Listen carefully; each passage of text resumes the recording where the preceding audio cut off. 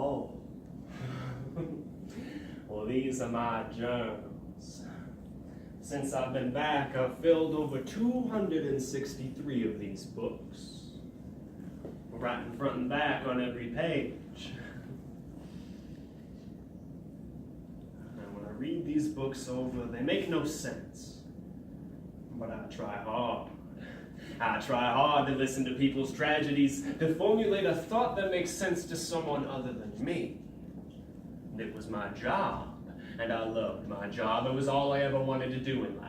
So when I became 18, I enlisted immediately, became a career military man, proud to serve and honored to wear my uniform.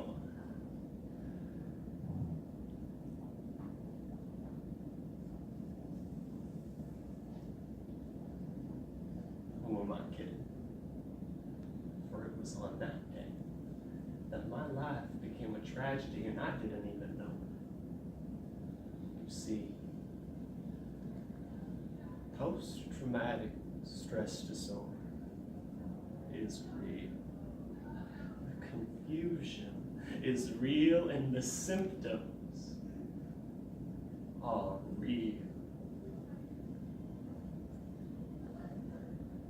According to the United States Department of Veterans Affairs, over 20% of returning Iraqi veterans have contracted post-traumatic stress disorder because of their experiences in combat, known to its victims not as a disease, but rather an infection that forces our veterans to relive their days on the battlefield long after returning home. Jerry is a former Marine who returned from war long ago and is now just trying to be the best husband and father that he can be to his growing family. However, his mind keeps bringing him back to what he knows best. War. Things We Bring Back by Christy Thomas. Now, when I was 20, I married my high school sweetheart, Stacy. And when I was all packed up for my first tour in Iraq, Stacy was 6 months pregnant. A boy. We named him Jesse. Now, when I actually left for my first tour in Iraq, I couldn't take a picture of Jesse with me. See, he wasn't born yet, but I had the next best thing.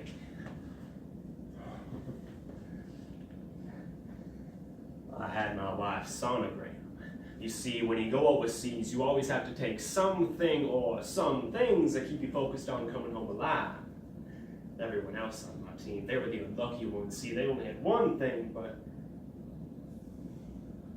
me, I had two things. See, I had my wife and I had my son.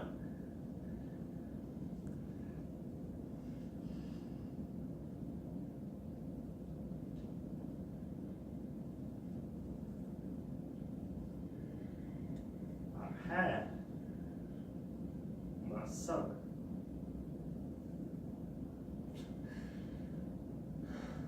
Well, I guess you could say I did learn one thing. I learned that there is absolutely nothing in this world that compares to war. I would think the closest thing is watching the first 30 minutes of Saving Private Ryan.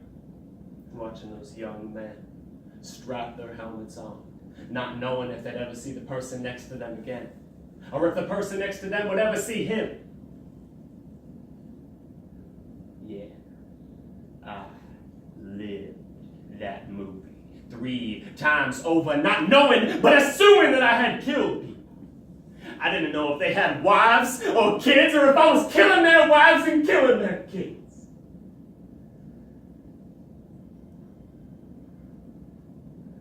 There is no preparation, no warning. War does not operate with the handbook, so you better be ready, because people's lives are dependent on you to do your job.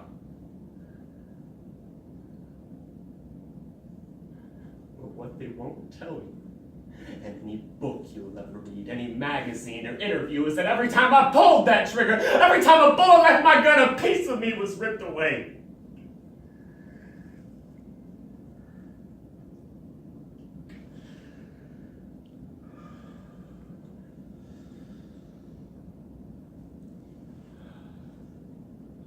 So, after my 3rd tour, I decided to stay home.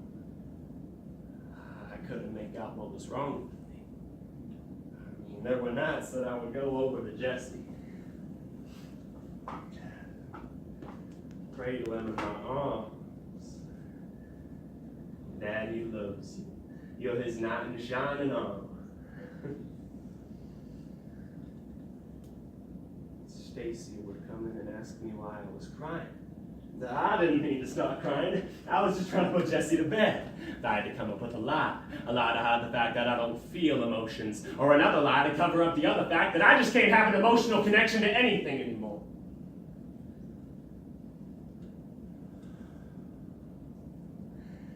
I would stare at this photo of Jessie and Stacy for hours.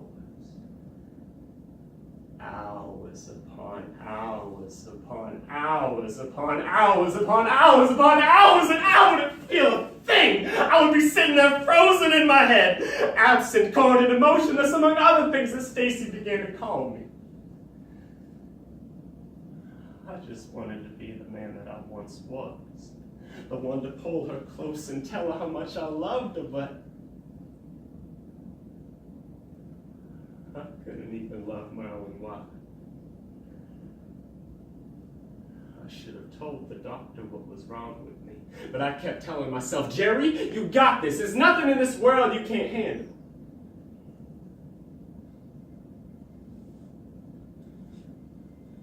But I was wrong.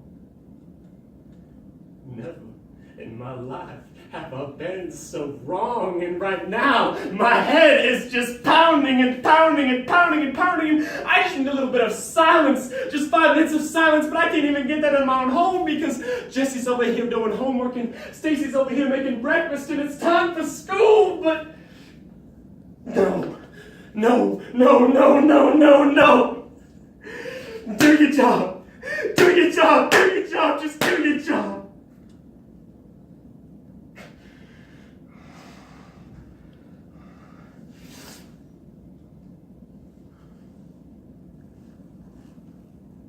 My friends have abandoned me. The people that swore to protect me, see, they're not here no more.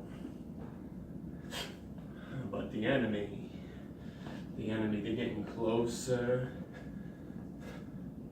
They're getting closer, and they're getting closer and closer and closer, and my enemy strikes!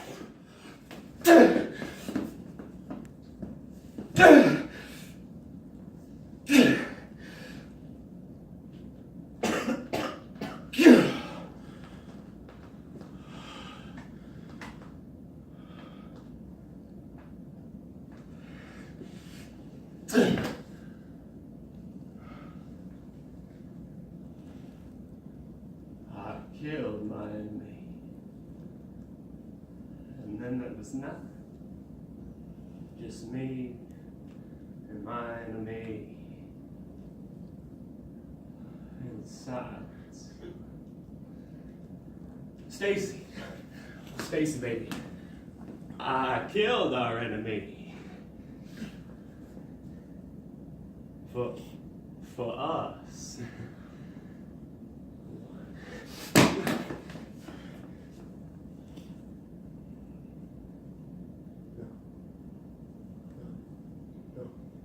No, Jesse! Jesse, buddy.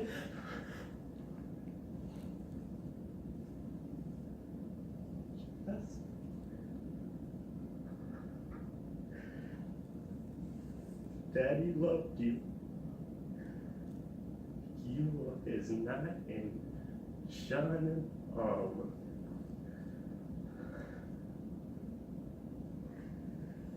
Something was wrong with me. I kept seeing war. The mind is such a powerful thing. Make you see things that aren't there. Fear people that once loved you, but I never thought in a million years that I would. Post-traumatic stress disorder is real. The confusion is real, and the symptoms are real.